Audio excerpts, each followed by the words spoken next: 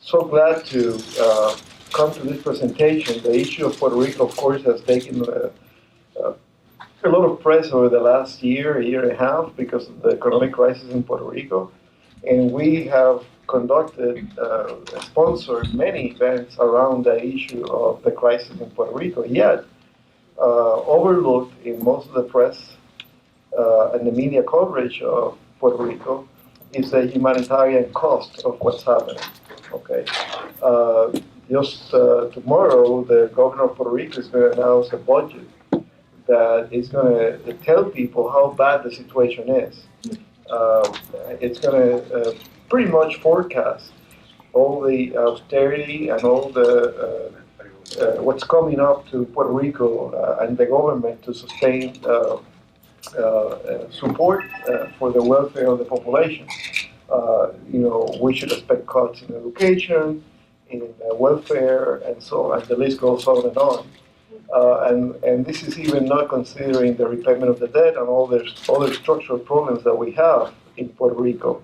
So the topic is very timely. One of the aspects that has received relatively little attention, everybody says, Puerto Ricans are almost half of the population are poor. But today we have one of the leading scholars on Puerto Rico in general, but certainly a leading scholar on the question of poverty in Puerto Rico with us. Hector Cordero is a professor at Baruch College, has been my colleague in various institutions, including the New School. I did way back a study with Centro about maybe 25 years ago, and Hector was Centro staff at the time. So I know his work very well. I don't think he knows my work that well, but I do know his work very well. And this is a very important topic. I'm glad that we have, the most recent data. Hector is going to break it down for us, and hopefully at the end of the night we will have a better handle on the humanitarian crisis that is already affecting Puerto Rico, and where do we go from here. I'm sure Hector is going to talk about policies and what we can do to mitigate this, and what we can do more generally on the political terms, on the organizing terms, is to mobilize the diaspora to really be responsive to the economic crisis in Puerto Rico, but also to the humanitarian cost that the island population face. So without any more preamble, my friend, colleague, all around good guy. I will be talking about the issue of poverty in Puerto Rico, mostly from a demographic perspective, from a population perspective. I will try to address some of the policy questions, but most of what I will do on the policy side is actually to critique and criticize how people have been framing the poverty question in Puerto Rico, than to necessarily,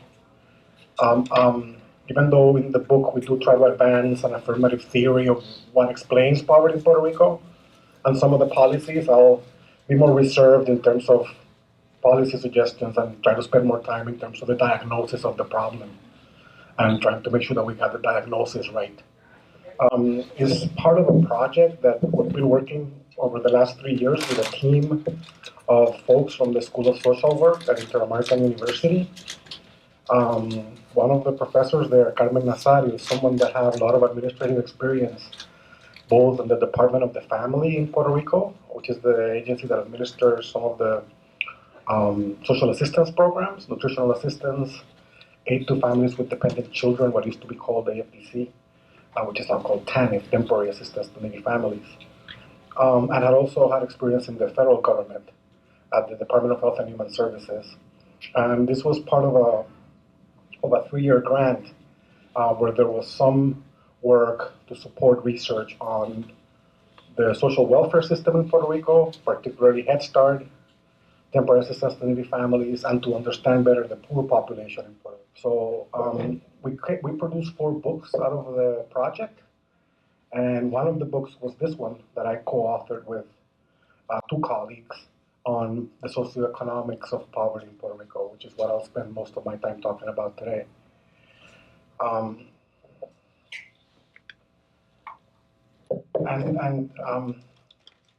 get into the book in a second. And I think Edwin talked a little bit about the context of the conversation. We started the project 3 years ago, but there was clearly a sense in the air that the situation in Puerto Rico was bad. There'd been a recession that started in 2006. And by the time we started working on this in 2013, 14, it was clear that this thing had been going on for a long time and that we needed to know more about the impacts of the crisis on low-income populations. And that was even before the actual full-blown fiscal crisis blew up and received national attention. And I think by now it's broadly acknowledged. It was maybe a well-kept secret 3 or 4 years ago, but by now I think everybody's on the same page in terms of Puerto Rico being in a number of crises at the same time, and that's probably what makes it really deep and acute. There one crisis or many crises at the same time has various dimensions to it. One is a social dimension reflected in a declining population and increased outmigration. When a population is declining and people are leaving a place in large numbers, it typically suggests there's something going on wrong with the place. And the numbers that we're seeing for Puerto Rico have only been seen in situations of war or famine at the level or the major catastrophe. So declining population and increased migration are a sign of some kind of social problem. There's an economic dimension reflected in reductions in employment and flattening of incomes. The labor force has gone down by 200,000-300,000 people from its peak. And incomes really haven't grown over the last decade. There's a fiscal dimension manifested in the high levels of government debt, and that's the part that people kind of know more about, that the government hasn't been able to pay the bondholders the $70 to $72 billion that were owed. And then there's a political dimension to the crisis, manifested in increasing calls for changing the relationship between Puerto Rico and the U.S. And if you follow Puerto Rico politics over the last year, there have been a number of developments and decisions culminating with Promesa that have really called into question what was understood, whether rightly or wrongly, whether as reality or as illusion, this thing we know as the Commonwealth of Puerto Rico. And the relationship between the U.S. and Puerto Rico is right now, well, there's no one say it's up in the air. The U.S. has asserted its power and control over the island. There's an argument that local control didn't really lead to the kind of economic growth that it should have. And there's a certain kind of paternalism involved in that, in those pronouncements about we're going to put you in receivership, if you will.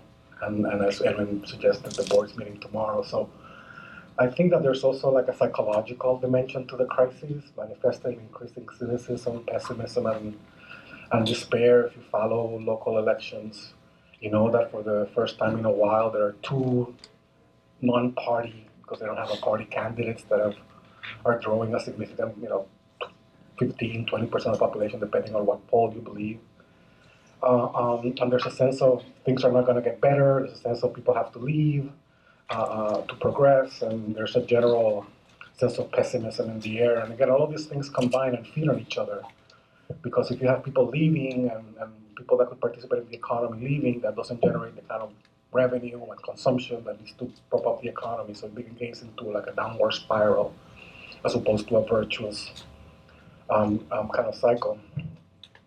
I think trying to understand Puerto Rico and trying to understand poverty in Puerto Rico, the question always comes up, well, compared to what? How can we really understand Puerto Rico? Because it's so unique in some ways. Do we look at poverty over time, and is that the way we understand what's going on? Do we compare Puerto Rico to the 50 states and say, okay, how are we doing compared to the 50 states? Is that the right metric? Some people say, no, the 50 states is not the right metric. The U.S. is a well-developed, richer country. Puerto Rico is a Caribbean island. You really can compare yourself to the 50 states. Maybe you compare yourself to some of the states, like Mississippi and a subsection of states. Some people say maybe you can compare yourself to the other U.S. territories. Guam, the Virgin Islands, and D.C. Maybe as territories, there's something that all these entities share in common. Or maybe Puerto Rico should compare itself to the rest of the Caribbean. And the question of how we're doing, it could be asked in reference to the U.S. Are we doing in reference to the 50 states, or how are we doing in reference to the rest of the Caribbean? DR grew last year at a 6-point-some% rate. So if you're asking about GDP growth, the DR is kicking everybody in the Caribbean's rear end in the last couple of years. as it were. But again, could we compare ourselves to the DR and Puerto Rico? There was a report commissioned by the government that I'll discuss in a little bit called the Kruger Report that had a whole analysis of why wages in Puerto Rico were so high because the tourism sector in Puerto Rico couldn't compete with the $1 an hour or $1.50 an hour that people paid in Mexico and in the DR. So she was comparing Puerto Rico to Mexico and the DR. I'm saying that's the right comparison group. Should we compare Puerto Rico to Latin America, or should we compare Puerto Rico to Puerto Ricans living in the U.S.? And I raise all these questions because in our attempt to try to move forward with some research, we did a little bit of all those comparisons to try to see in the end kind of how we understand Puerto Rico. And there were 3 projects involved. One, which was a demographic analysis of the population, which is what I'll spend most of the time. We did an analysis of participants in the public assistance programs, and it was the first time in a while that somebody had gotten the data from the department and started doing some demographic analysis on the participants in these programs. Nutritional assistance, there's about 1.6 million poor people in Puerto Rico, depending on the year you pick. There's about 1.2 million in this nutritional assistance program, so it's a big program. And there's about 60-some thousand in the temporary assistance to needy family program. There's about 70-some thousand in the Section 8 housing. But the PAN, the nutritional assistance program, is the biggest of the social welfare programs in Puerto Rico. So we looked at the data on the participants in that program. And then we took a little bit of state data, state-level data, plus DC, Virgin Islands, Guam, and Puerto Rico, and at the state level did some comparisons. And you'll see a little bit of some of this in the presentation. So let's dig deep. Does that sound okay as a plan for the next 30 minutes or so? So that's really the line of Puerto Rico. And what you see, the darker the green, the higher the population density. And we know Puerto Rico is highly concentrated in the metro area, San Juan, to some extent Ponce, Mayagüez, and Arecibo tend to be other population centers. But definitely the San Juan metro area. And then the next is population, well, if it's green, it's population growth. Everything else is population decline. Because the island, as I told you, has been losing population, and you see kind of where the biggest losses are in the areas that are shaded purple. And the dark purple say about where they closed the naval base, has seen the largest population decline, and about 24.3% loss of population, one in 4 people. And this is the data from the Pew Research Center on the number of people leaving the island every year, which, as you can see, it's a growth, upward, trend from 20,000 or so, 30,000, 6, 7, 8 year to 50, 70,000 in the latter years. Some people said 17,000 left last year on the 15 year. So definitely growing. And this is a table that demographer Raul Figueroa is one of the co-authors in this book. He did a couple of the chapters in it. On the people leaving and the people coming back, because there's always, about 20,000 people going back to the island, retired, and all of this and all that. But the difference is, the net difference is growing, as you can see with the gap between the people entering and people leaving. And then does same Raul Figueroa a table of births and deaths. And as you can see, a population that basically has the same number of births and deaths, they kind of cancel each other out. And if it's people leaving, then you're really losing population overall, which you can see then when you plot same Pew graph on Puerto Ricans in the US, is the yellow line, and Puerto Ricans in Puerto Rico, which is the orangish kind of line. And if you keep projecting Puerto Rico forward to 2050, you get even a decline down to about 3 million people projected. And again, you don't see this kinds of declines in very few parts of the world. And with a very different age structure. That's the age structure in 1990, and that's the age structure in 2010. And I don't know if this lasers don't work well with these, but you see people are also out migrating from these age categories, which means that you lose people in their productive years and the people that are also having children. So you lose them and their potential children, and the children of their children can stay away, right? So over time, that adds up to a much bigger population loss than when you lose a couple, you lose more than the 2 people. You lose them plus their children, plus the children of their children over time, right? And when you add all that up, that's what gives you that steeper decline. And it's also an older population, so you have less people in the reproductive ages. So less people in reproductive ages, having less children, people migrating out of those age groups is what gives you kind of steady declining population, plus a nice financial crisis, right? all in combination. So in our book, then we try to focus on understanding the demographic characteristics of the population in poverty. We did an analysis of the entire island poor population. Then we did a chapter on the geographic distribution of poverty. And that chapter was written by Alberto Velázquez, who's a demographer at the Statistics Institute. And then Raúl Figueroa, a demographer I quoted before, did a chapter on youth and a chapter on the elderly, because the poverty rate for youth, as I'll show you, is way high. And the elderly population is interesting because it's an example of how some social programs have been able to lower the poverty rate for the elderly. And we looked at income, poverty, income distribution. I'll walk you through some of those indicators that we used. So let's start the journey. The blue line is 1990, the red line is 2000, and the green is the later period from 2000 to 2014. And all that's showing you is the aging of the population in Puerto Rico. You see as the blue goes down in the younger ages, it was 1990, and if you project 2014 is the green, you see older population, the green lines in the 60s, 70, 80. So that's a sign of an aging population. The gender composition of the population has remained pretty stable at 52% female, 48% male, more or less. That's stable over time. The educational composition has changed over time. If you look at 1990, about 46% of the population had less than 8th grade. It was down to 38% in 2000 and down to 29% in 2010. And if you look at the higher education categories, what you see is a movement upwards of the education distribution. If you, for example, look at associate or bachelor's degree, it was 11%, went up to 15, went up to 19. In fact, all of them went up. High school graduate, some college graduate, master's or more. So you're moving the education distribution in the right direction towards more education for the population over the last 20 years. So that's good news. An increase in educational attainment and a reduction in the proportion with lower grades. In terms of employment, things haven't really changed that much, though. So you have a more educated population, but their employment situation hasn't necessarily improved over the last 20 years that much, with 38, now 37% employed, 8% unemployed, and between 53 and 54% out of the labor force. You would expect, if I just showed you the education distribution and I asked you, okay, so guess what's going to happen to employment? Based on the upgrading of the educational distribution, you would expect an upgrading in employment. But that isn't necessarily what you see in Puerto Rico, and that's something to think about moving forward. And that's the income distribution. Blue is 90, red, and then the green. And you can see some slight movement upwards in the income distribution. That's the poverty rate, and the poverty population is divided into extreme poverty, so those that have less than half, which would be about $6,000. And then the below poverty, and the poverty line is about 11,500 a year, 11,500 a year. So in 1990, you add 31% in extreme poverty plus 27% below poverty, it gives you the poor population. So that's 31 plus 27 is 58.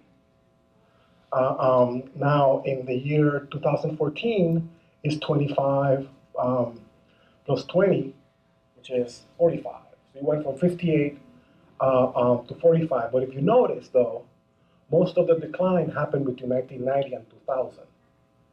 Between 2000 and 2010, the reduction essentially stopped. So it's not like Puerto Rico is started growing its poverty, it's that it stopped reducing it dramatically. So that essentially you could say it's similar in 2000 to 2010. So it dropped between 90 and 2000. If you add the points you lost between 90 and 2000, you basically lost 10 points on the poverty. 2000. If you add the points you lost between 90 and 2000, you basically lost 10 points on the poverty and gained 10 points on the upper end. Whereas basically you just lost 3 points between 2000 and 2014 and gained 1 point in the low income and 2 points in the middle income. If you look at the persons that are between 0 and 15 years old, 16 to 64 and over 65, you see that the blue line is the children. And 37.5% of children in Puerto Rico are in extreme poverty, compared to 24% of the adult age population and 14% of the elderly. And another 20% are below poverty. So if you add 37.5 plus 20, it gives you 57.5% of kids in Puerto Rico are below poverty. So it's 45% for the population overall, and 57.5 for the children under 18. A very high poverty rate for children. You see in the elderly, not so many in extreme poverty, but they're still a lot in the poverty category. So Social Security puts you around the poverty line, but at least it prevents you from being in extreme poverty, comparing 14% of elderly in extreme poverty to 37.5% of children in extreme poverty. So there's a significant proportion of children in Puerto Rico, 1 in 3, growing up in families that make less than $6,000 a year. And that already begins to set up a difficult situation moving forward for them in terms of their life course. And so if you have all the population is the first column, is every age included.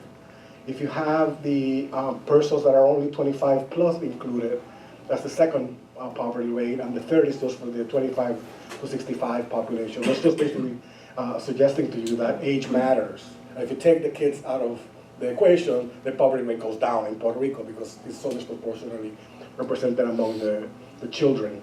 Next, we try to understand a little bit better who are the people in poverty and extreme poverty. So I'm going to run you through some other characteristics, okay? And we know that people in extreme poverty are younger than everybody else. Children also, and young adults. They're more likely to be female in extreme poverty. See, 55% compared to 51, 52% for some of the other categories. That's by marital status. And again, as you see, if you look at the never married, is the red column. 66% of those in extreme poverty never been married. That goes down as you go up in income. And if you look at the blue column, the proportion married, 16% in extreme poverty, 28% below poverty, 34% near poverty, 37% low income, and 44% of the middle income category. So marital status is highly related to the experience of poverty. Percent with a disability, it's interesting because the number is very high, about 20% in extreme poverty, but it's similar to some of the other groups, so there's not that much of a difference. English language use is the blue column. The poorer you are, the less likely you are to speak English, right? 81% of those in extreme poverty said they didn't speak English well or at all, compared to 47% of those in the middle class who said they didn't speak English. And the blue is, do they have a high school degree or GED? And what's shocking, perhaps, is that 42% of those in extreme poverty have a high school or GED. It's not that they don't have a high school degree, but half of them do. But clearly, as you go up in income, the education level goes up. And that's just the college graduates. 8% of those in extreme poverty are college graduates. 1% have a master's or more. 12% of those below poverty, 18% of those near poverty, 24% of low income, and middle income is 34% have a college degree. So college education and education really relate to the experience of poverty. Employment status is a very clear relationship. The blue line is employed. 12% of those in extreme poverty are employed. 27% of those below poverty. 38. So it goes up the blue line with as income goes up, the employment goes up. And the yellow line is labor force participation. So 71% of those in extreme poverty are not in the labor force, are not working. Goes down with income. And then the red is the unemployment rate, and 17% of those in extreme poverty are unemployed, compared to 3 or 4% of those that are middle class. And in fact, if you look at the data, 2 in every 3 people in Puerto Rico looking for work are poor, which comes up later in terms of whether people in Puerto Rico want to work or not. So yes, the poor are much less likely to work in the formal labor market from a kind of a data perspective, which doesn't mean that the poor don't want to work, which I'll get to in a second. It just means that there are just not enough jobs, which is You can understand unemployment as kind of supply side problem, people don't want to work, or a demand side problem, they want to work but there are just no jobs for them. And I think the Puerto Rico story is clearly a demand side story. People aren't hiring as opposed to people don't want to work. The average hours of work per week by poverty level, so clearly there's less connection to the labor market for the poor segments of the population. Even though there's a lot said about public assistance, only 8% of those in extreme poverty receive some cash assistance. They may receive a health voucher, they may receive a housing voucher, they may receive nutritional assistance. I'm talking about cash assistance, it's only 8%. The average cash assistance amount is $148 a month. So we're not really talking about humongous amounts of money, even if you're connected to the... Is that food stamp cash? No, that's TANF. TANF. Yeah. Food stamp is actually $112 a month, the average grant on nutritional assistance. If you add the two together, a family that's in two, you get maybe 200 or so per household member. It needs to be 3 people in the household. Clearly, it's about poverty, so poor people have less income, and that's all that's telling you. And the differences are huge. I mean, the average, showing the average income of those in extreme poverty in 2000, total income for those in extreme poverty was $1,686, the average, $6,400 for those below poverty, $10,000 for those near poverty, $14,000 for those low income, and $31,000 for the middle class or more. So those are big differences in annual income. And these are Puerto Rico levels of poverty. It's the federal poverty line. It's the same line that is used in Puerto Rico that is used here. Which some people have said is too high. Other people have said it should be the right line. That's part of the discussion about what you compare yourself to. And there we're comparing ourselves to the US in that sense. So poverty in Puerto Rico has been studied for some time and has been understood in different ways. And we go in the first chapter of the book into kind of an analysis of the literature on poverty. And what I want to kind of highlight is some of the moments in our thinking about poverty in Puerto Rico. And I think at first, poverty was seen as a kind of demographic and Malthusian curse. There's too many people that from the island to sustain very high fertility rates for low-income families. And poverty was just an issue of population control. So long as you control fertility rates, especially for low-income families, you will reduce poverty. And we quickly learned that maybe that wasn't necessarily the solution. And there were other more developmental approaches that talked about the need to do research on low-income populations. And Puerto Rico for some time in the 40s and the 50s, even in the 30s, was a laboratory of social research and experimentation on how to use social science research to develop programs that supported the low-income population. And poverty was seen as a structural issue. It was about opportunities and about connecting people to programs and giving them access to resources until the 1960s, where Oscar Lewis and some of his cohorts wrote La Vida, which in part was based on a family from La Perla who then moved to New York. And he started talking about poverty more as a cultural phenomena, that low-income families kind of adapted to poverty and grew a culture of poverty that prevented them from escaping poverty in some way. And there was a lot more cynicism and skepticism about whether social science or whether social programs could in fact help reduce poverty. Up until the point where we are today, where we're actually blaming the social welfare policy and social welfare programs for the poverty. So the argument today is that what causes poverty in Puerto Rico is welfare programs, is what causes poverty in Puerto Rico.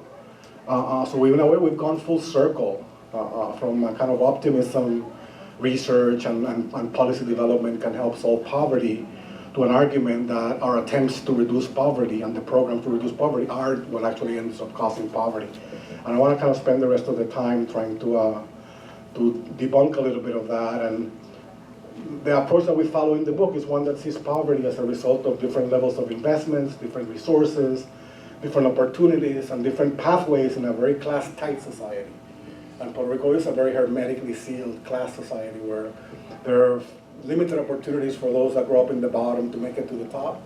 And for those that grow up in the top, there are a lot of protections and a lot of safeguards that don't prevent them from falling down, no matter how incompetent they may or may not be, because daddy is always going to set them up in the firm or whatever the case may be, which is people that are in low income don't have that opportunity.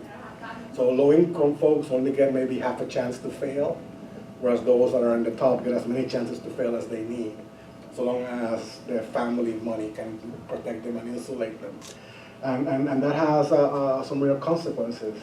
So poverty is produced and reproduced by differences in family resources, differences in educational opportunities, differences in access to the labor market, and differences in rewards in the labor market. It's not kind of produced by some kind of cultural adaptation to poverty that prevents poor people from thinking beyond their poverty and from thinking big and from investing in themselves and from desiring to better themselves. And unfortunately, as the crisis in Puerto Rico has grown, that perception, a very colonial perception that poverty in Puerto Rico is either not a problem, or if it's a problem, it's self-inflicted. Is the poor themselves by not wanting to work hard and not wanting to better themselves and getting addicted. And this language of addiction is even used to these welfare programs, is somehow what's causing the high poverty levels that we see on the island. And the tying of the debt crisis and the welfare state argument is in this cartoon in a way that depicts the kind of, people don't want to work because they prefer to kind of stay on the beach and collect welfare payments and fatten up. And you may think this is cartoonish, but there was a report, the Kruger report that I'm mentioning to you, that had two components. One was an analysis of the debt, which was beautiful and very well done, and I have very few disagreements with their debt sustainability as that analysis.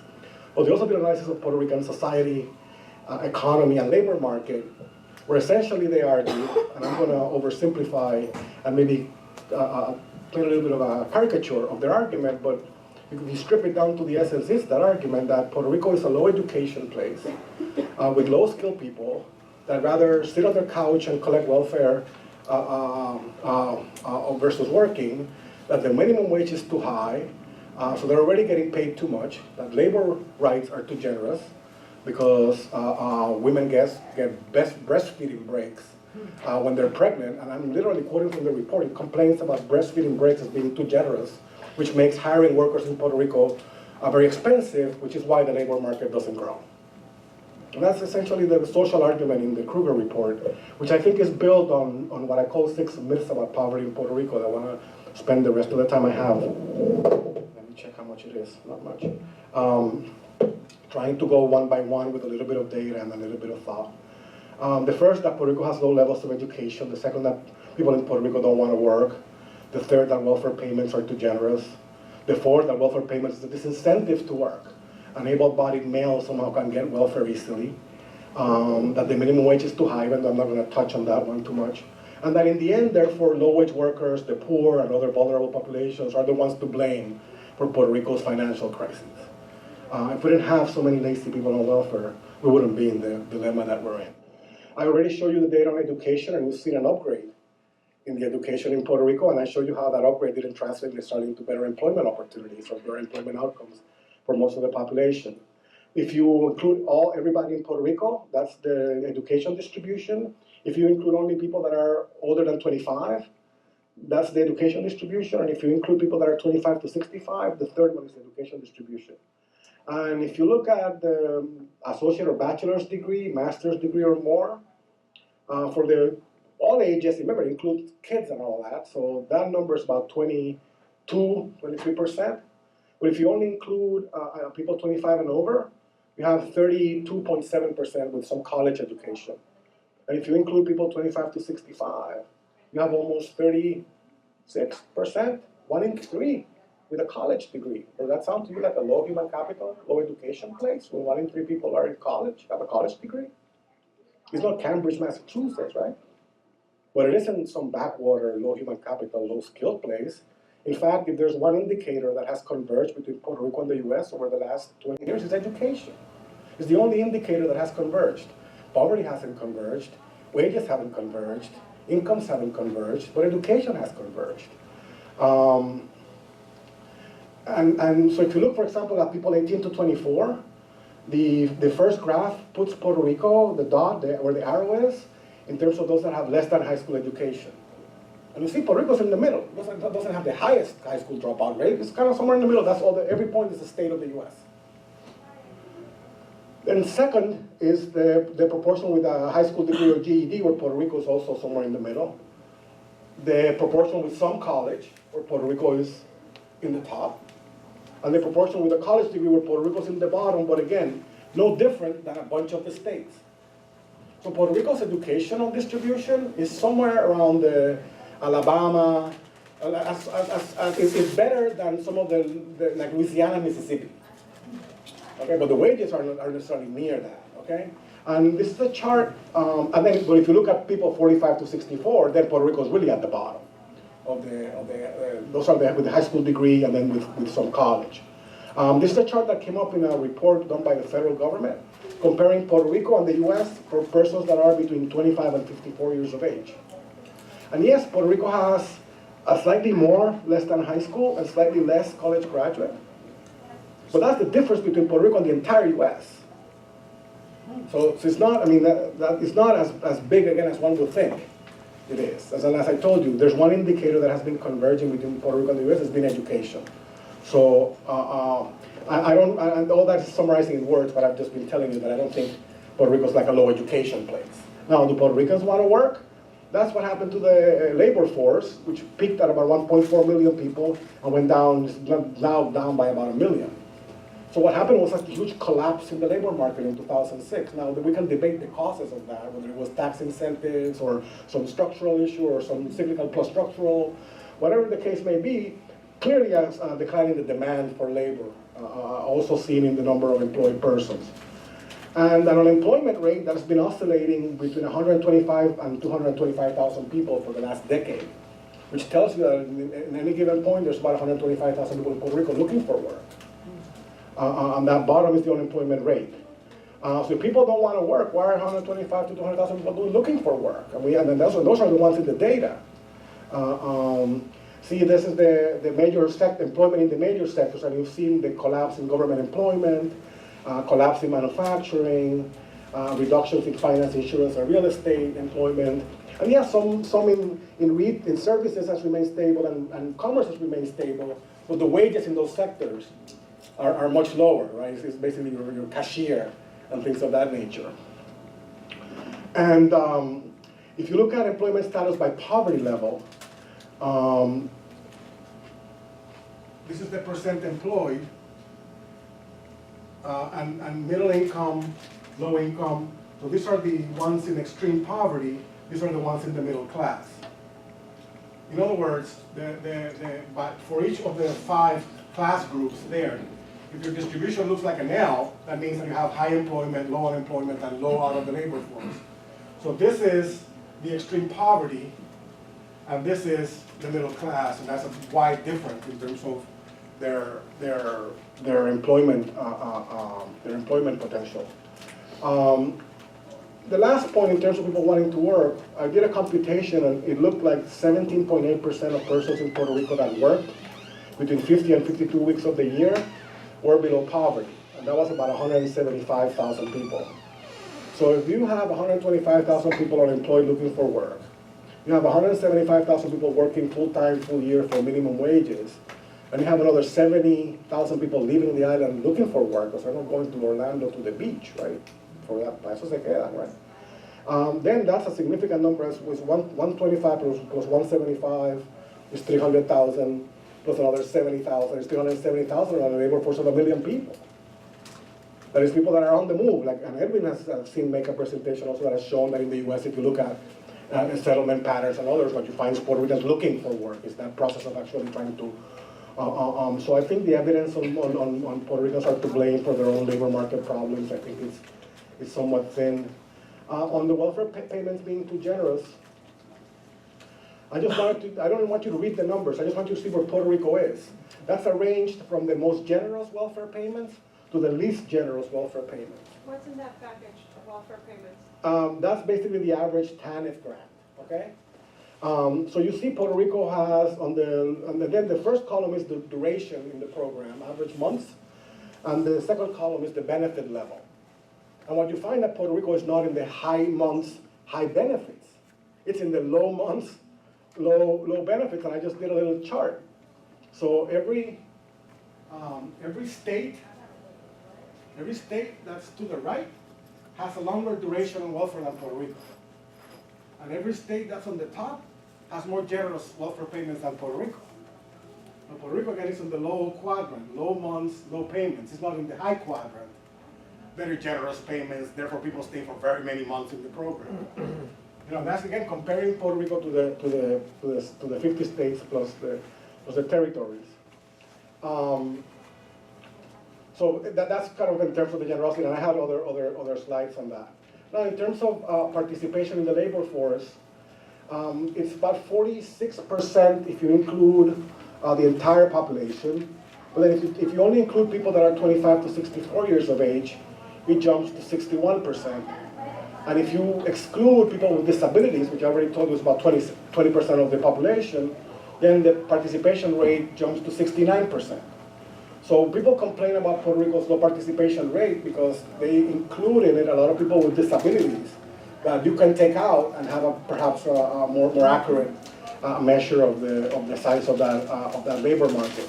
And when you look at participants in the TANF program, that's a table of participants in the TANF program broken down by 3 categories: whether you're young, adult, or old, whether you're male or female, and whether you have a disability or not.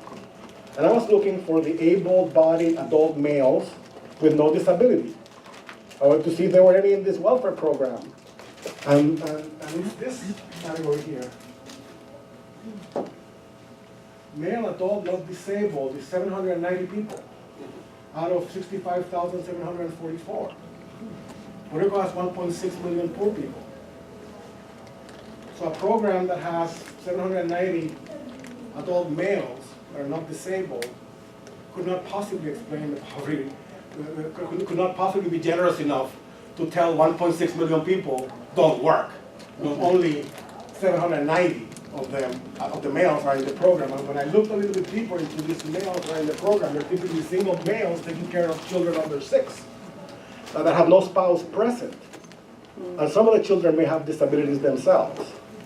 Right, and so there are low-income fathers taking care of minor children with no wife or no spouse or no partner. And sometimes the partner may have passed away or who knows, right? And may have left the country and they stayed with the kid. What is 10ANF? Temporary assistance to needy families is the participants in that program. So 1.2% of the participants in TANF are able-bodied adult males. So the TANF program, the welfare program, cannot possibly explain low participation rates because these men are not going to the program so as not to work. Now this program is on one where they're ending up, and that's more recent numbers for the TANF program. Yeah? I think that there might be a little confusion. Can you explain the purpose of TANF? Because I thought it was a bridge program. Is it a bridge program or is it a permanent program? It's a 5-year program. You essentially can have eligibility for cash assistance for 5 years if you're poor, typically with minor children under 6, and no connection to the labor market. And you can have 60 months of eligibility in this cash assistance program, lifetime. Are you supposed, in the United States, you're supposed to be looking for work to receive TANF benefits? Some proportion of the participants are supposed to be engaged in a range of activities, which include looking for work, but could also include training, could also include community service and other activities. But that doesn't apply to Puerto Rico? Applies to Puerto Rico. Puerto Rico has a participation rate, yes. They have to push people into the labor market, into a labor market that isn't growing. So I've been asking for waivers for some of those regulations because it's hard for people that are not in the program to find work, let alone people that are in the program. I looked also at trying to time when did the growth in the program happen in relation to when the collapse in employment happened. Kind of like doing a test of time, right? What happens, the chicken and egg, what happens first and what happens second? And if you look at the red line, that's the decline in employment. And I showed you before with a different scale, so it looks a little sharper. This is a little longer scale, so it's elongated a little bit more. And then the blue is the participation in the TANF program. And if you can see, there is a decline in employment, and the red line starts going down, and only after a 6-month lag between the collapse in the labor market, then you start seeing the increase in TANF participation. As the labor market starts collapsing, and then you start going down again as people's eligibility starts expiring. The 60 months that I gave you. For some of the folks, then the numbers start going down. So the growth in participation in the welfare program follows the collapse in the labor market in time. It's not that the collapse in the labor market follows the growth in the program. Okay, so you have to have the kind of the timing sequence right.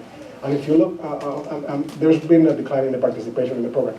And if you look at the nutritional assistance program, it's the same thing. The red line is the collapse in employment. The blue line is the increase in participants in the nutritional assistance program. So these programs are working the way they were designed to work. When the labor market collapses, people participate in the program. People are not participating in the program, therefore the labor market is collapsing. The causality doesn't work that way. And when you actually look at the TANF program in Puerto Rico, this is the 3 months ago, which is the last data that I got.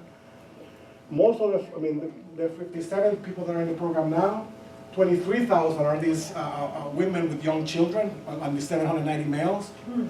16,000 are elderly, and 17,000 are disabled, because Puerto Rico doesn't have SSI, like the US has. So the TANF program in Puerto Rico is basically 2 programs.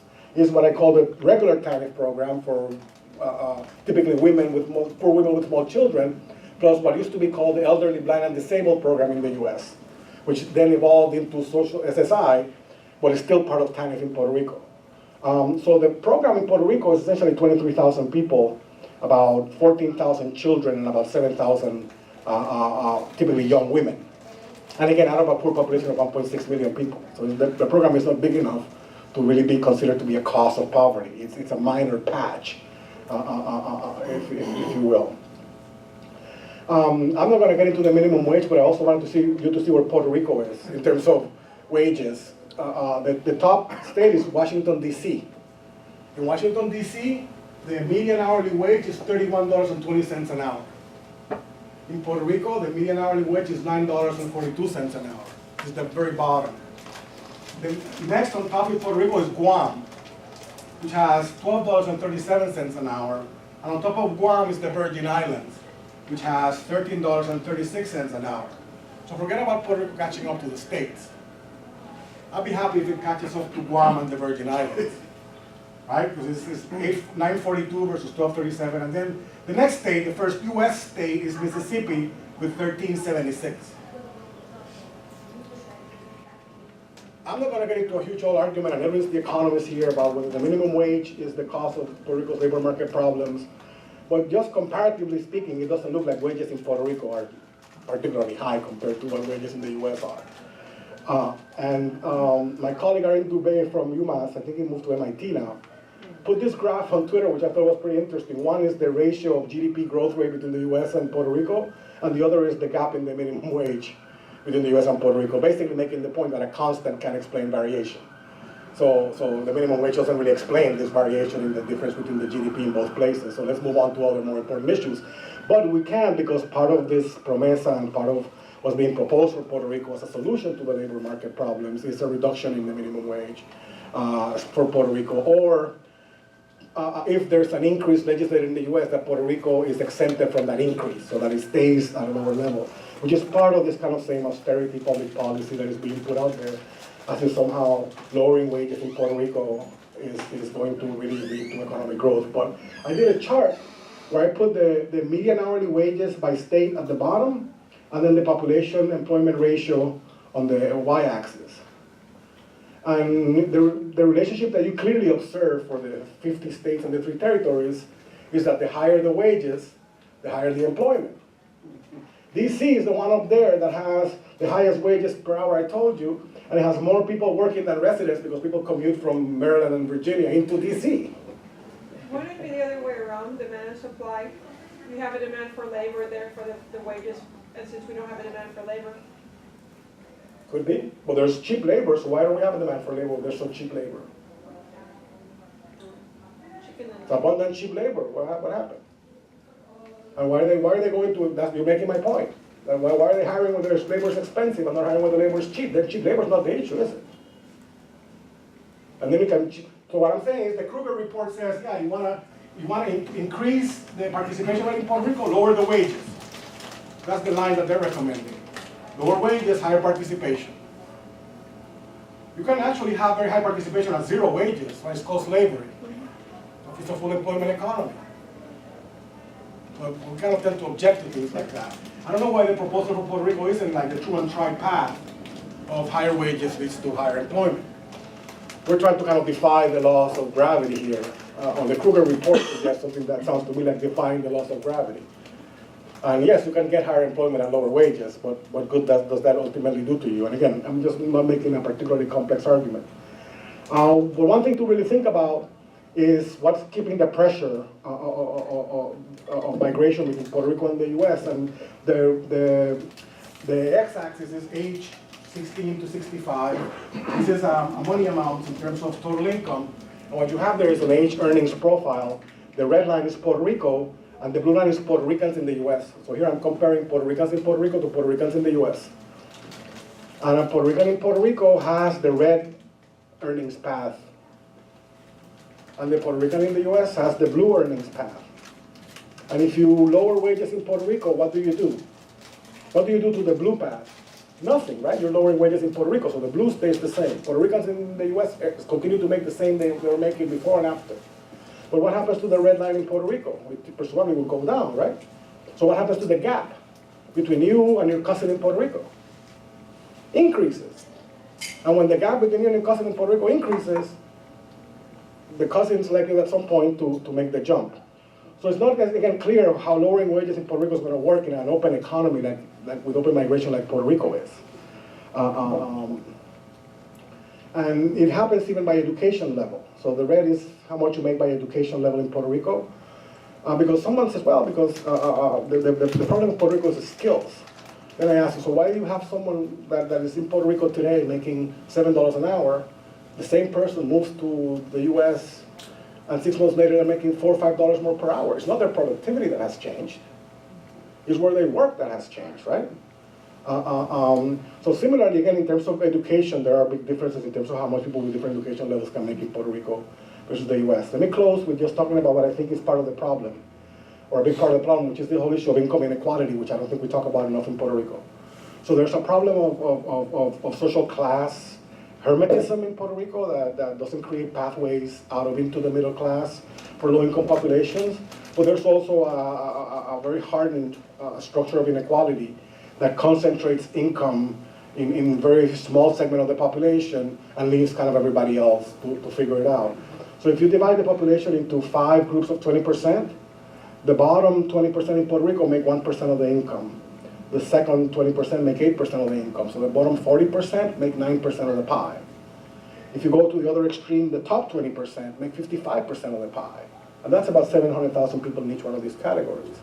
So the top 700,000 people in Puerto Rico make 55% of all the money in Puerto Rico. The bottom 1.4 million in Puerto Rico make 9%. And if you just look at the top 5% alone, they make 25% of the pie, 1/4. So 1 in every $4 made in Puerto Rico goes to the top 5% of the families, which is about 150,000 people. So 150,000 people in Puerto Rico, an island of 3.5 million people, make 25% of 1 over every $4. So there's a concentration of income.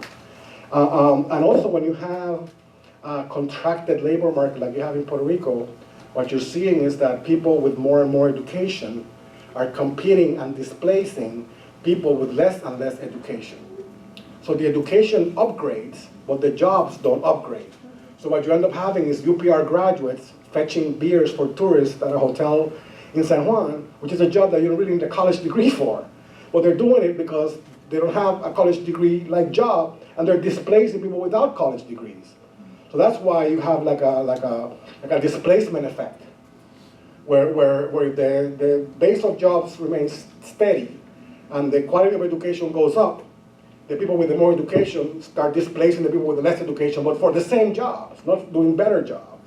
And that in part is what explains why you see this kind of low labor market participation of those with lower education. It's not that they don't have the adequate education, it's that there are people with more education that can do the job too that are also looking. They're being displaced in a way. So, I mean, I think if you have take a longer view, it calls into question some of these stereotypes that I tend to call kind of somewhat colonial stereotypes in nature, that about the lazy local tropical person that essentially would rather just chill and receive the largesse of their mother country rather than work hard and try to better themselves. And I think that when you really take a holistic view of the situation, you end up with a more nuanced understanding of the reproduction and production of poverty in Puerto Rico as being very class-based, and an understanding that there's really a lot of people trying to better themselves in many different ways, but in a constricted labor market and economy with terms and parameters that the people there don't fully control, for better or worse, such that it's difficult to think about policies that can move things forward. Tomorrow we'll see what the government ultimately produces as part of their plan and how many of these recommendations from the Kruger report they end up adopting. I think Kruger sees Puerto Rico as a low-skilled place where generous employment laws, the minimum wage is too high, welfare is too generous, welfare is a disincentive to work, therefore participation is low, and the solution that they propose is, well, cut welfare, cut wages, cut benefits, and eliminate costly labor laws to quote-unquote make the labor market in Puerto Rico more competitive. What I see as a consequence of that is not less poverty, less inequality, and more income, because I'm not sure how lowering wages increases income. It may, but it's not immediately obvious to me how it would. What I think we'll see is reduced power of workers, lower labor market protections and more abuse of work, more desperate workers and labor market circulation, lower levels of consumption because people have less income, higher poverty rates and needier populations, lower standards of living and quality of life, which increases the wage gap and the quality of life gap with the US, which leads to continued migration. So I don't see how the Kruger report recommendations get us out of this death spiral that I was describing before, and puts a jolt that moves it from a vicious cycle into a virtuous circle. Now there are problems and challenges in Puerto Rico. I have my own kind of long laundry list of what's wrong with the place, but I don't want to necessarily spend too much time with it because I'd rather get into a discussion. And after the discussion, if there's some time, I'll play a little video that tries to illustrate some of the points that I've made or tried to make during my talk today. So that's all I have for now, and I'll open myself up to any comments, questions, criticisms, critiques, clarifications, anything you want. I have to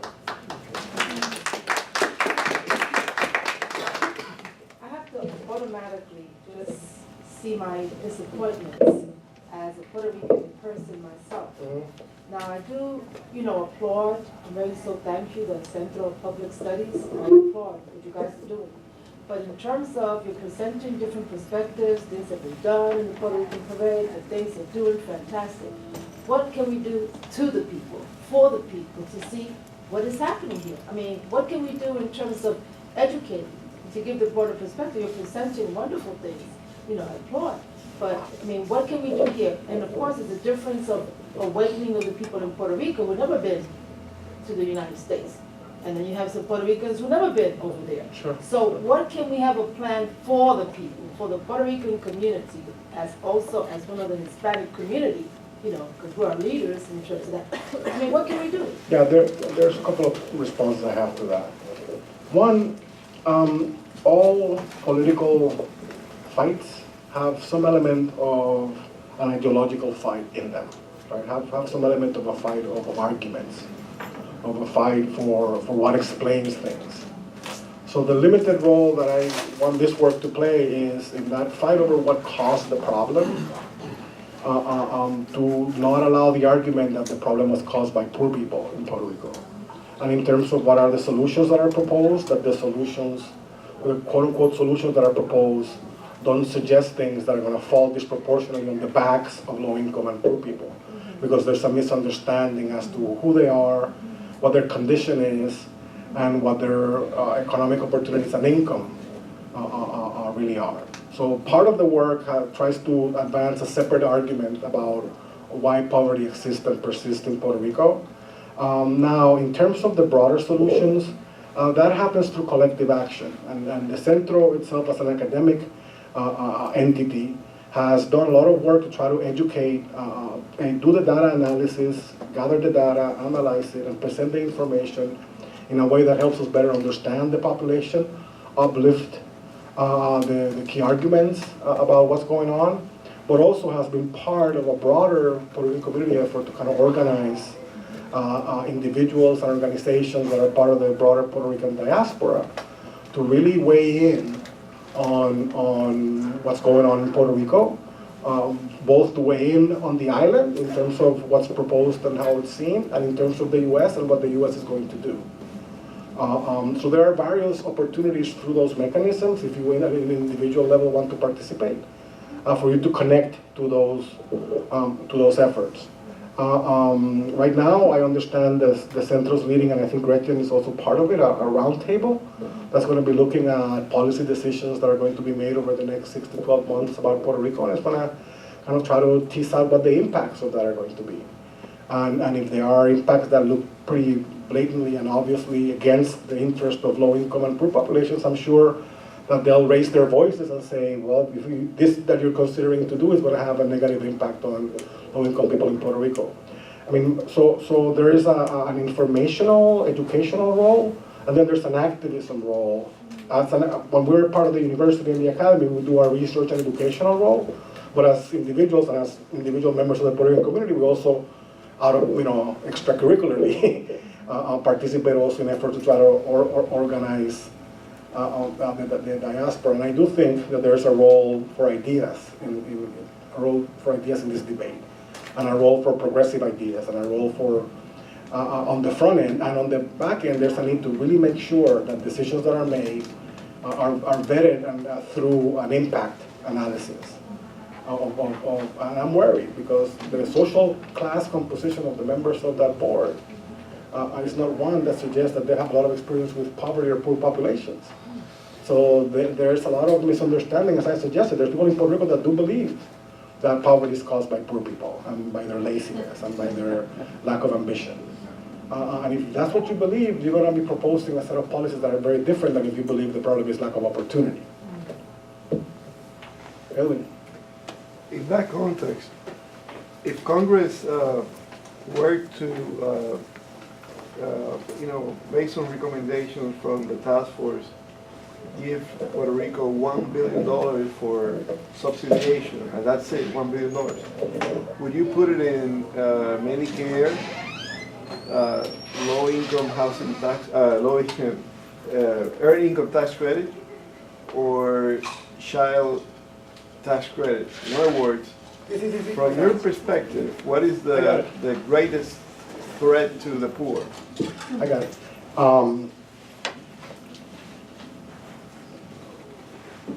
It's a good question to think about. When the challenge in Puerto Rico is that the way that the welfare programs are operating is not as anti-poverty programs. They operate as income and consumption maintenance programs. If you look at particularly the TANF program and the nutritional assistance program, they're either card or cash grants. There's no connection to additional services. There's no strategy there necessarily to get that case from the subsidy into what's next. So I think from a design perspective, programs in Puerto Rico need to be changed from income maintenance, consumption and maintenance programs into anti-poverty programs, adding a whole layer of other additional support services. So that's what I would do. But if I were just given one limited amount, it really depends. Childcare is an issue, and there's limited subsidies for childcare. The health system subsidizes a lot of people, and it's about to get into a big financial hole. That eats up your million like that, and there's nothing left for anything else. Te falta todavía. I think it's probably like 1.8 or something like that. Yeah, that's the point. Okay. I don't know that I would just accept those terms. I mean, you're giving me a question where you're asking me to accept the terms. And if you're asking me to accept the terms, I would have to look at, what proportion I put 80% towards health, 10% towards the child care, and I would want to put more on the earned income tax credit. And I don't know that that's something that has to go in the pockets of the locals. I think the better solution, ultimately, is to take all the existing funding channels, TANF, PAN and do two things: expand the criteria for eligibility to make it easier to participate in the program, to make it easier for people that are actually working to participate in the subsidy. In other words, make the subsidy more universal. It would be more people in the program, to increase the amount of money that is paid in the subsidy, to add an SSI in Puerto Rico and take half of those TANF cases that are elderly, blind, and disabled and put them in an SSI program and open up those laws for people that really need the TANF program. I'm really suggesting an expansion of the welfare state in Puerto Rico, which runs into a lot of both political problems and to a lot of perceptions, because if you perceive that the problem with poverty is the programs, then you're not going to be suggesting to increase the programs. I don't see the poverty problem in Puerto Rico as being a result of the programs. So I have no problem giving people more subsidies and giving more subsidies to more people. It is going to cost the Treasury more money on the short run, but I think on the long run, if properly connected to a growing economy, it can be the way out. The disillusion that Puerto Rico's problem is going to be solved on the cheap, this Ryan illusion that Promesa works because it doesn't involve any revenue from the federal government, I think it's going to run its course fairly quickly. And yes, they were not going to be able to start a project with $10 billion for Puerto Rico, that's for sure. They started with zero. But I don't know that you solved the problem with just $1 billion. And I don't know, I mean, you can pretend and take the $1 billion and you'll be back again 2 years later asking for another $2, and you can pretend and use those and go back 3 years later. You're still going to hobble along the problem. So I think we need a more concerted Marshall Plan-like strategy. You just made the best argument for statehood. Well, I don't know that statehood is a Marshall Plan. Really? That's it? I don't know that statehood is a Marshall Plan, because independence could be a Marshall Plan too, right? In the context of Puerto Rico, it will be. They'll give Puerto Rico statehood plus? No, they'll give parity, and you solve all those issues that you just raised. Not sure. Let's hope, right? Well, I don't know. Well, the answer is, I'm just saying, that what you described there in terms of the diffusion of parity in all those programs, it has a name. I don't have a problem with parity in the programs, because in the end, what I care about is what happens to low-income people in Puerto Rico. I want them to eat. That's what I said. You just made the strongest argument I've heard lately for a statehood for Puerto Rico. But if it's me, you can make the same argument for independence. No, you can't, because you don't have the money. But that's the negotiation, though. Nah. No, it's $18 billion more a year than the $18 billion that you currently have, according to the CBO. Exactly. Yeah. You get it. But anyway, I don't want to divert the conversation, but I'm just saying that the problem has so huge dimensions. Statehood's not going to come on the cheap, right? Well, that's the point. Okay, so that's what I'm saying. So the illusion that it will be granted, given the cost. But I'm just saying, the magnitude of the problem requires an injection of support. Yes. That is beyond the capacity that is currently on the table for discussion. Yes. Okay. And if I may add another caveat, I don't think with that price tag, the Congress will extend a statehood as an option, at least not in the next 10 years, in my opinion. So there you go back to the question of the $1 billion. Maybe $2, but it's a very limited support that Congress is going to do. So from our perspective, the real debate is, where do you put that, bailout? They want to do that, and we're going to keep the same poverty rate for another decade. And I'll say, great job, Congress. Keep poverty rate the same way. You didn't mean to divert your thought. No, but it's true. I mean, ultimately, I care for what's going to bring the poverty rate down. I don't care what you call that politically. Right? I mean, and then if they're going to play this, well, statehood is too expensive, therefore let's just give you like this hobble along Commonwealth grant, then that's going to keep the poverty rate hobbling along, right? It's not going to go up, it's not going to go down, it's going to stay the same, and we're going to be here back a year later going like, well, the poverty rate in Puerto Rico has been the same for 20 years. Great job, Uncle Sam, in reducing poverty in Puerto Rico, which you haven't done. But I know Carlos has a better question than mine. I don't know about that, but it's just a different question. And I think that you have made a very good case as to Puerto Rico's poor not being the cause, or even the aggravating circumstance to the crisis of Puerto Rico. First of all, there has been a long history of high poverty rates in Puerto Rico, regardless of the status of the economy. But a package, an assistance package, as paltry as it will be from Congress, even if it were highly generous, is not going to solve the problem. It may address some immediate issues. The issue is the structural. What is Puerto Rico's future in terms of developing its economy in the regional and sub-regional context it's in? It is definitely integrated into the U.S. economy. It is also competing regionally with other countries. So where does Puerto Rico's comparative and competitive advantage reside, so that it may be selling itself as a place where you can grow an economy?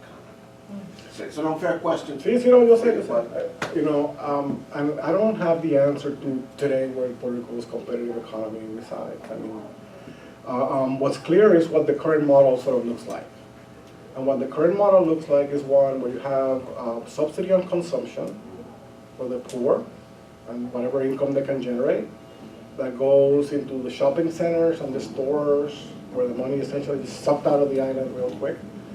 And a small percentage really stays inside. And what we have left of a national economy is what people typically call the informal economy. Is what's little left of an economy that's a Puerto Rico economy where the dollar tends to circulate and stay a little bit longer inside. Right. Everything else is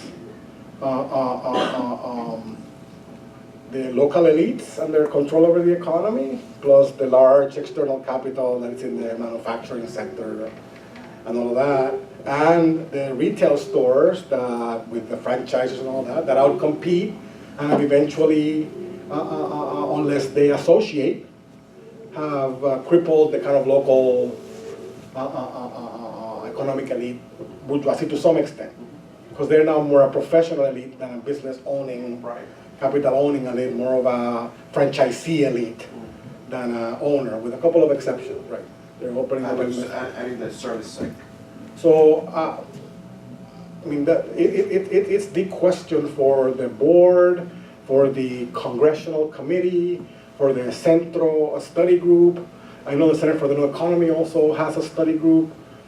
Those big minds are going to be the ones tasked with thinking, okay, how do we take this economy that has been designed for the last 117 years to please the interest of external capital for the most part, starting with sugar, all the way to the present dilemma about how they're going to extract next. Because that's kind of what we're in a timeout now of what's going to be the next round of extraction out of Puerto Rico. Or we're in a timeout where we're going to think about what's the next round of an economy that is designed with the interest of the people that live there in mind, and it tries to create a lot more internal connections. Puerto Rico doesn't have they've tried to have now there's like trying to stimulate local consumption, people consuming local products, trying to keep the dollar internally, so that's one part of the problem. The other part of the problem is how does Puerto Rico insert itself to the global economy. And Puerto Rico has been so concentrated on the US side of it that it has lost its ability to think regionally and think about how it integrates its various business sectors and makes them exporters and connects them regionally. Because there's no sense of the region, right? So if you go to the DR the last 4 or 5 years, they've been really engaged in a project trying to figure out little island by little island what they need and what we supply. And rice from some of the little islands came from way, way far. Now the DR is exporting rice to almost every little island in the Caribbean out of a concerted effort. Puerto Rico has kind of lacked that because it's focused more, its industrial economic development more on attracting large global manufacturers through tax subsidies and things of that nature. It really doesn't have, I think the Government Development Bank's job was to kind of convince Wall Street to finance and give capital. I don't think over the last 20 years, and again, you may correct me, it's really had a strategic vision and plan to really grow and integrate that economy as it is. So it's a humongous question, and I've talked to some folks that say, oh, we hired this economist to help us think it through, and every time someone tells me they hired one economist to think it through, I tell them there's just no way in the world a problem like this is going to be solved by one person. I mean, so hopefully out of this Promesa juncture, out of this congressional committee, out of the Centro task force, out of the Senate task force, a number of plans will emerge that would hold some promise for creating a more locally integrated economy. And I also think we need to, I'll close with, we need to lose the fear of migration as a strategy for economic development. If inevitably a lot of the young people are leaving and all of that, I don't know why we don't set up a way to do that more consciously, more effectively, help people integrate, and then help keep them connected to the island as other countries do with their diasporas, such that their consumption and their economic activity is linked to what happens in the island. I think because we lack this kind of sense of investing in our country, because our country is really a country, we've blended into the US and off we go, and that's a potential economic force that I think could be harnessed a little more intentionally. And again, I'm not talking about setting up schools for migrants, but the Philippines has some very concerted programs where in the nursing and other professions, they really understand that the reality is that half of Maya West has known for 30 years that half of the people leave, but have they really ever had a strategy to keep them integrated and that which they learn somehow going back and feeding the island? I don't think so. It's just good luck. You went to Houston, have a good life, good luck with your family. But if you're some Dominican engineer from some Dominican institute and you do the same thing, there's some way they're going to connect your rope your back to some Dominican Engineers Association that's going to be involved in some kind of a project thinking about the country. But so that's one of the ways in which this idea of having a country can help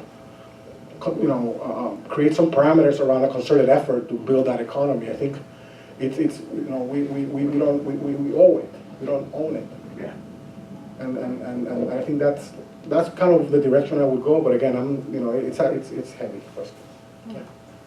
The Federal Reserve came out with these 4 blocks in August, and one of them talked about education. Yeah. And they studied, what are the educational levels in Puerto Rico. And as we have all heard, they are consistent with educational levels in the U.S. We're more or less equally educated. So then they thought to themselves, well, you're so educated, how come it's not showing in terms of economic growth? Because education is a proxy for economic growth. And so then they started looking, at the quality of education, and so they looked at these 42 tests and whatever, and so our scores are extremely low. So their conclusion was, well, you might have the diploma, there's not much behind that diploma. So there's that issue, but I also like to tie that to the issue of employment. How capable is our workforce? One of the things that frustrates me is when they announce jobs from big stores, big box stores, or tourism. I feel that if you go through the trouble of educating your kids and making the sacrifice, or your kids make the sacrifice, you want them to have a decent job. And to me, a decent job is not, moving stock at Costco if you have gone through all that trouble of studying. So are those the best jobs we can get, given the quality of the education that the kids are getting? Or is there is there some disconnect between the way we're, clearly there are real issues with the educational system, and they're not preparing them necessarily as thoroughly as they should, but we should be able to aspire to more than a big box store job. And why is it that, well, I know why it is. It's really easy to attract a Walmart as opposed to a manufacturing firm. The complexity is much, much larger. But why do we aspire for that for our children, serving rum and Coca-Cola, working for the danky dollar? That's not a life. Or a strategy of growth for the future, which is what a lot of people, when you talk to Congress, say, oh, well, you got tourism, you have Great Beach. Well, we don't want to do that. We want to develop the property in Roosevelt Roads, which I don't know what's going on with that, and make that into some kind of industrial giant, which if somebody knew how to do it, possibly could be done. You've described part of what is the paradox of Puerto Rico, right? On the one hand, you find people kind of feel that their skills are underutilized. And on the other hand, when there's been parity in the number of years of education, then the argument has moved to the quality of education. So 20 years ago, it wasn't an issue of quality of education, it was an issue of quantity of education. But now that Puerto Rico caught up pretty much in quantity, then they still have a difference. We have to explain it somehow. So we move towards trying to think about quality.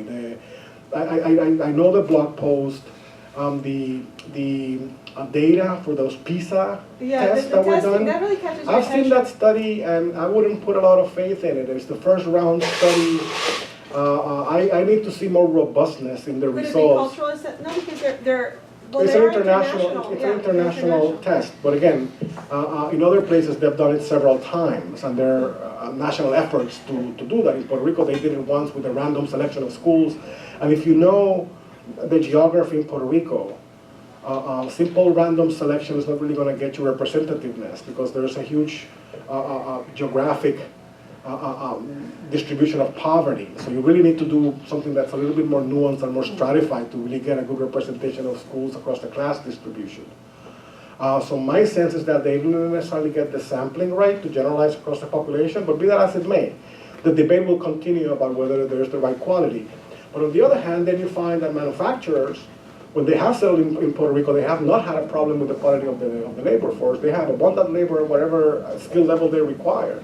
And you're yourself reporting that you have a lot of people with college degrees that are, and I made the argument myself earlier, that are essentially underemployed. So you have on the one hand one argument that people have less skills than they need, and on the other hand an argument that people have more skills than they need. And I tend to go more on the skills is not really the problem in Puerto Rico. It's more of an issue of labor market structure. And it is an island, and island economies are different than state economies, right? I mean, just look at the power grid, you know? It's different to run an electric company on an island, where you don't have connectivity with other states and other things, than to run an electric company in Philadelphia, where you can connect it to here and connect it to there, and you're never really going to have a massive system-wide apagón, because you're always connected to someone. Puerto Rico is an island. There's no thing you can connect to here, you can connect to there. So similarly, the economy is connected somewhat differently, and you have to kind of keep that in mind when you're thinking about economic development designs. It's not the same thing, so whatever economic development design is proposed for the island has to kind of take as a premise that it is an island, and therefore islands kind of operate differently from an economic perspective than continents, in terms of size of market, in terms of the mobility of products, in terms of the cost of moving things, in terms of the cost of doing things, in terms of the cost of importing and exporting. Those are things that need to be kept in mind, and they kind of come with the package. Those are parameters that you have, as you know, they're given. You can't really change them. And sometimes I feel that with Puerto Rico, we don't nuance. You know, we operate as if it's just we're trying to think about policy for Detroit, and you just think about policy for Detroit and apply it to Puerto Rico, and it should work.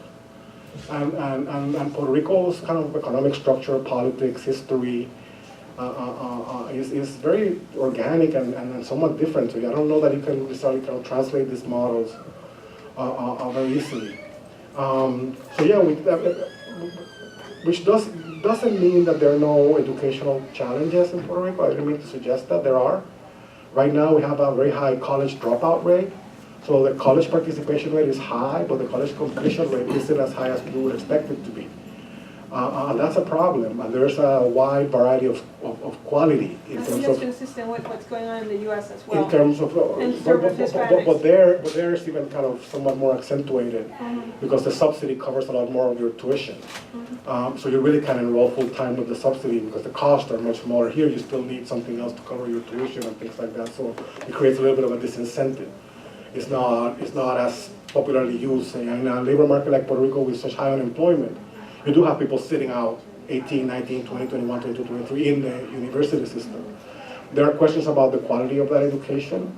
But again, I don't think the problem with Puerto Rico's labor market is that there's not an abundant supply of skilled workers at all skill levels. I don't think Puerto Rico's problem is an education problem. I think it's economic structure, social class structure, misalignment between consumption and production, an economy that is way too open, both from a migration and from a capital and from an investment perspective, so that the local elite doesn't necessarily invest in Puerto Rico. The local elite parks their money in New York just like everybody else. They're not getting that capital, and so some are, but not everyone. You know, there's a lot of capital flight now. There's a lot of extraction. are still going on. Victor, we're running out of time, and I wanted to see the video. So I just had one question. Yeah. About the elephant in the room. In terms of the economic strategies that are being proposed, do they also, obviously, to me, have to have some sort of political leadership dimension? And that brings it back to the old status issue. Will either of the three be able to resolve it? Or do we have a conversation at the same time? Separate it out. As Evan suggested, when you try to propose some policy solution, it will always be boxed in or engineered back into the status. Yeah, I didn't propose a policy solution that I didn't express it as a status solution or anything like that. He grabbed it and said, that's statement.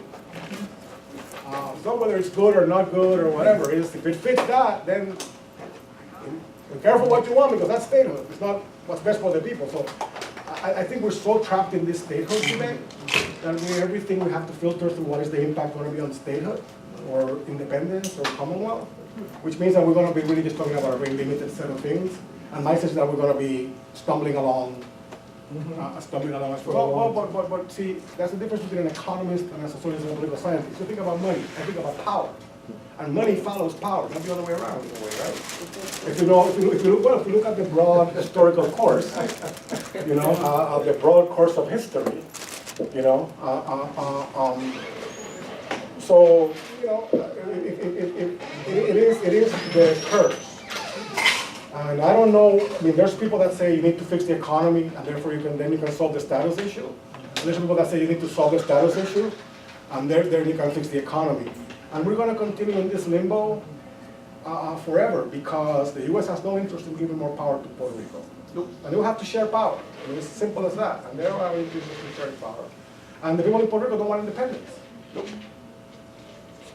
So that's in Domino's it's called a trend. That's it. So we're going to still in this limbo because there's no momentum that can drive towards statehood and get that to happen. If 100% of Puerto Ricans fight for statehood for 5 years straight, they'll get it. Nope. If 100% of Puerto Ricans fight for 5 years straight, you don't think they'll get it? Nope. Absolutely not. Well, it depends on how much it costs, but go ahead. So we're going to be in this limbo because there's no momentum either way. No, there is a momentum for statehood, though. I gotta give you that. But let's watch this stuff. How many PhDs you? Do the volume.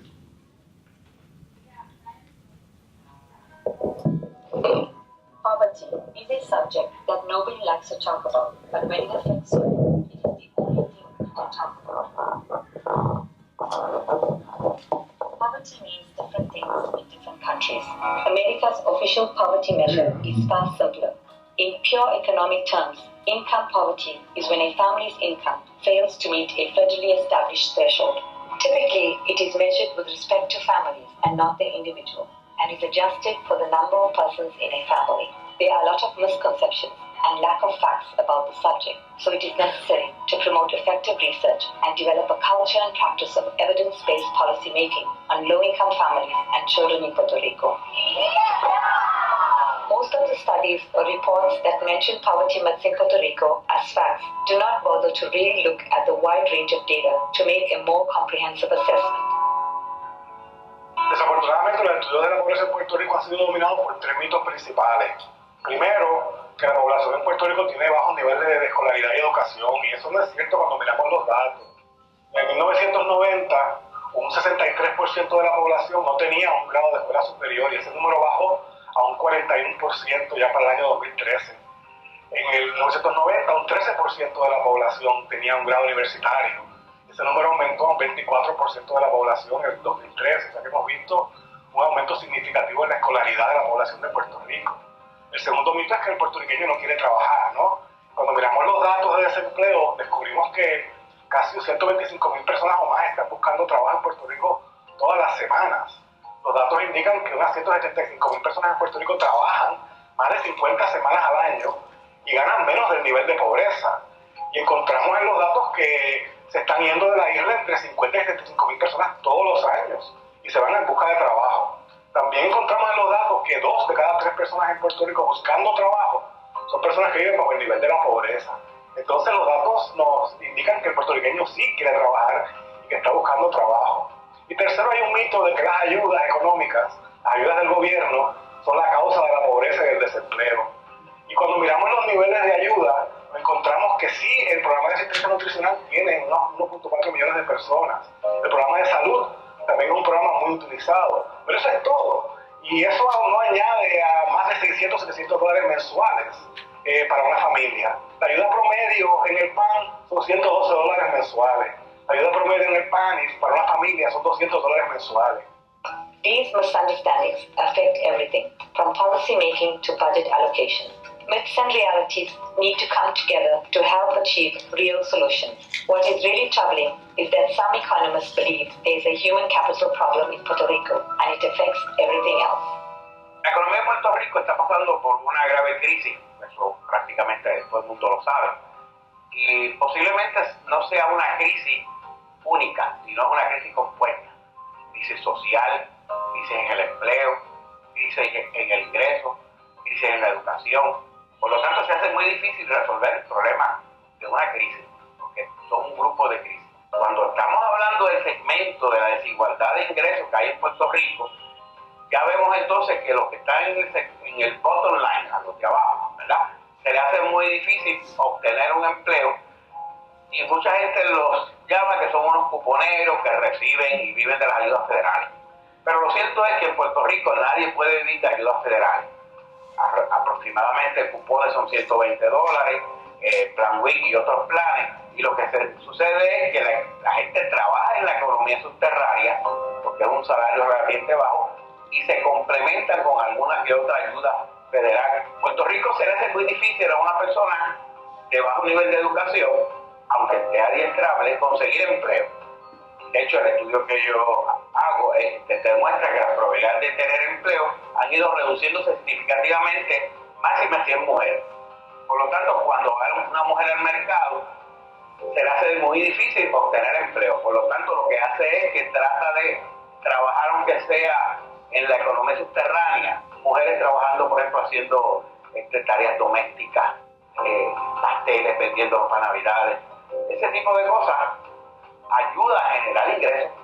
Yo los encuentro todo el día, yo le compro gente a los pasteles de Navidad a esas mujeres y que están poniendo cupones, porque es que complementan.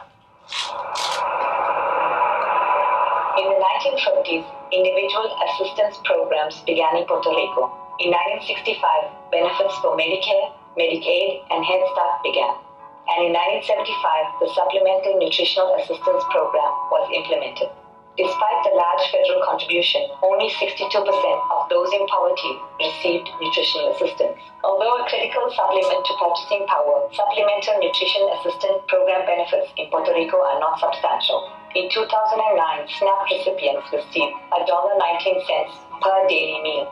Temporary assistance for needy families' payments in Puerto Rico are lower than in any other state. For example, in 2004, maximum monthly TAMP payments for a family of 3 were $216. TAMP funds in Puerto Rico are more oriented to providing support to people with disabilities and the elderly than to families with children. There are 3 large categories in TAMP program in Puerto Rico. About 16,480 of participants are elderly. 17,651 persons are participants with disabilities, leaving just 23,439 for families in need. In terms of education, which could be the best tool to get out of poverty, the bulk of participants in the TAP program have completed less than a high school education, and between 15% and 30%, depending on the category, have completed a high school diploma. Beneficiaries of public assistance are quite stigmatized, and in spite of the low levels of assistance, participants are seen as people who live off the taxpayer money. Children and single mothers are particularly hard-hit group. Poverty is a big problem among Puerto Rican children on the island and experienced by the vast majority. 40% of all single individuals are women. Among these, 205,000 have an income amounting to less than $5,000 per year. In spite of this, 73% of eligible Puerto Rican children are not served by the Head Start program, and only 2,836 spaces are available for the 71,041 children who are eligible. Early Head Start programs are only available in almost half of all municipalities.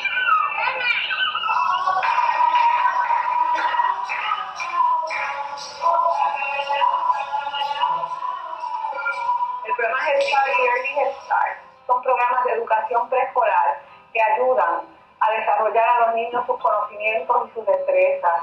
En este momento, nosotros en estos programas tenemos un reto muy grande y es el de transformar nuestros servicios para que puedan servirle a la realidad de la familia puertorriqueña.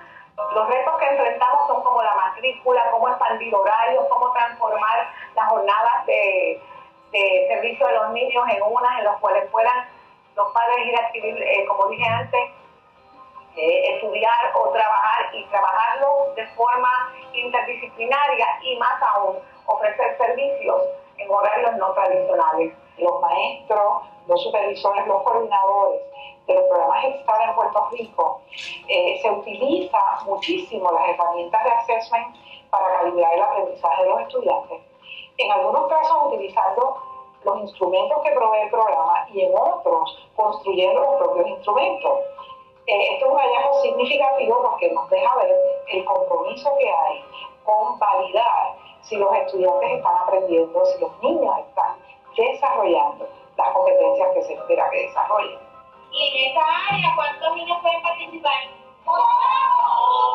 Considero que Head Start es una herramienta para salir de la pobreza, porque es un programa interdisciplinario, es abarcador y provee para que todos los niños en todas sus etapas y sus padres puedan fortalecer su calidad de vida. Les ofrecemos alternativas también, además de a los niños, a los padres, para que puedan capacitarse, para que puedan desarrollar sus habilidades, no solo en lo cognitivo, sino también en el arte de ser padre, porque no sabemos a ciencia cierta, nadie nos enseña. A UNESCO Global Education Monitoring Report shows that for growth to reduce poverty, it needs to overcome inequality by improving the lives of the poorest and marginalized the most. En los últimos años hemos tenido una tasa de ubicación en el empleo de un 70 a un 80%, que es por encima del estándar federal del 50%. Y se debe también a que este modelo ve no solamente la parte de la persona que está buscando empleo, sino la parte del patrono, la parte del que ofrece el empleo, y se tratan de combinar para satisfacer ambas necesidades. Education is vital to achieve this goal because it can help ensure that the benefits of growth are fairly shared. Evidence shows that for every US dollar spent on education, between 10 and 15 US dollars would be generated in economic growth. El problema de Puerto Rico no es las ayudas, es que los trabajos son muy competitivos y pagan muy poco. Puerto Rico tiene un reto de desigualdad económica, desigualdad social y desigualdad de oportunidades.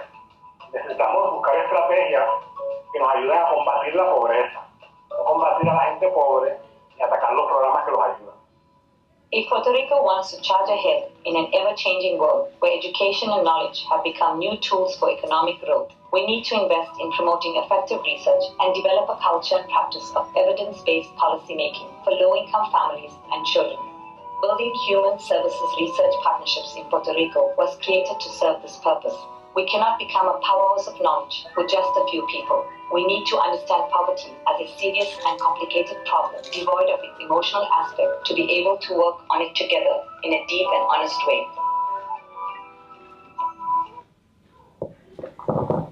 That's a little video that we made to accompany the publications that we made. I thought I sent you the 4 volumes, did I not? And if I didn't, I will send them to you. And if you want to put them on the Centro website or whatever, we should be able to. There was an article in the Puerto Rico newspaper, Nuevo Dia, on the project, talking about the mix of poverty. And they made a nice little graph that I was very proud of because I got a lot of people sending messages and stuff that they'd seen it. And I think that was part of the purpose of it, to have people get a different perspective on poverty. Okay, So anyways, thank you for being here. You have the material if you want them. And if there's anything else I can do to help us stimulate some more discussion, by all means, let me know. I'm down the street at Baruch College.